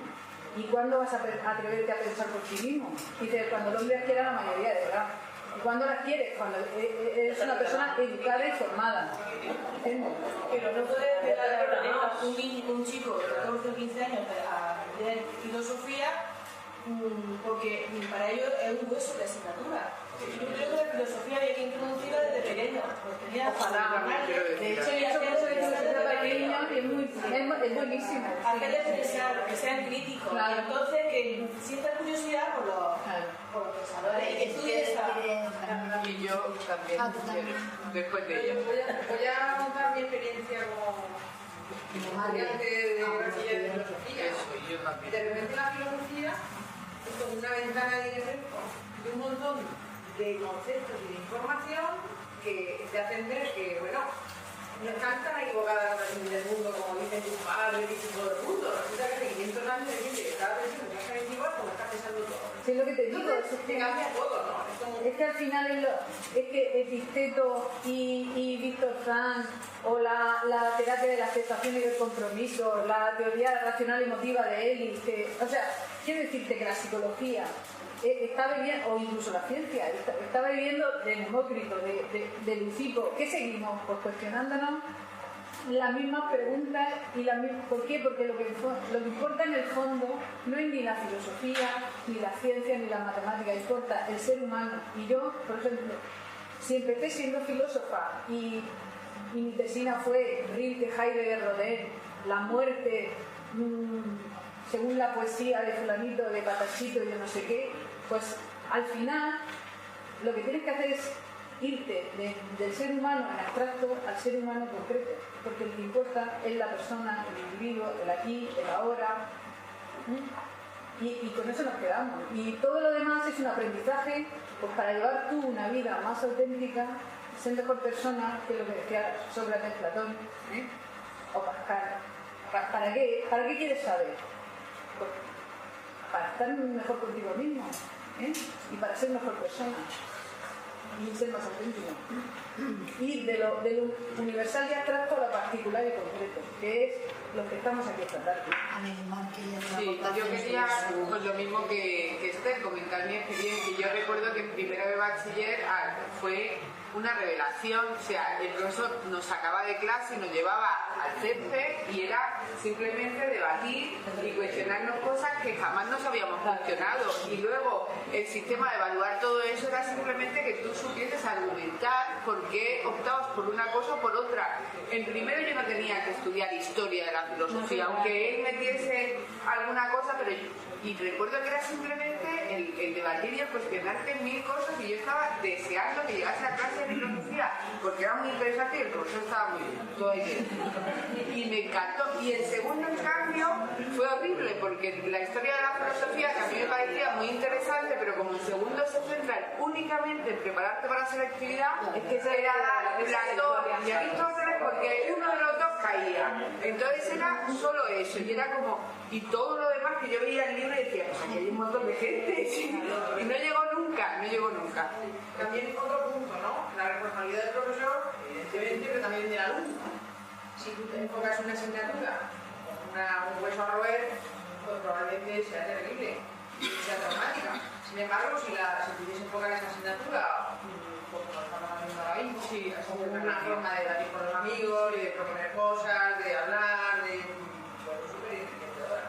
Sí, es lo que dice ella. Yo, según el instituto de la clase, pues tenía 40 alumnos y no podía hacer eso, pero estaba en otro instituto que a lo mejor tenía, que fue cuando, hace mucho tiempo, pues es verdad, pues me iba con los alumnos, lo que dice ella, debajo de una olivera que había en el instituto, o luego por las tardes me quedaba y nos íbamos a hablar de Nietzsche en una cafetería que se veía al monte. Quiero decir que la filosofía la tienes que vivir. Y yo de hecho estaba en ciencias puras, iba a hacer medicina, di los presocráticos y dije, es que soy filósofa.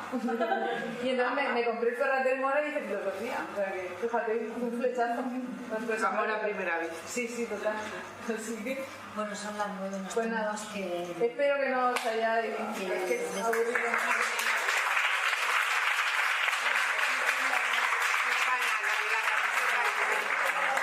La asignatura que es muy importante en cómo es el profesor y el amor que le ponga la vida. Sí, La pasión, eso en todo. En la vida hay que ponerle pasión a todo. Y además de eso, o sea,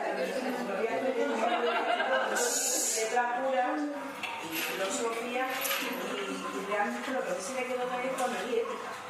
Sí, O sea, yo me di ética. porque sí que he leído, pero también sale muchas veces con tanta filosofía y tal, es lo que dice, que al final es como que sabe mundo, cada vez va sabiendo mundo, que te va centrando también en eso, de que realmente también es esas pequeñas cosas, ¿no? El amor que le pone a la hora y lo importante que es el profesor a la hora de enseñar, eso se te queda. La clave. Nada, pues gracias a todos.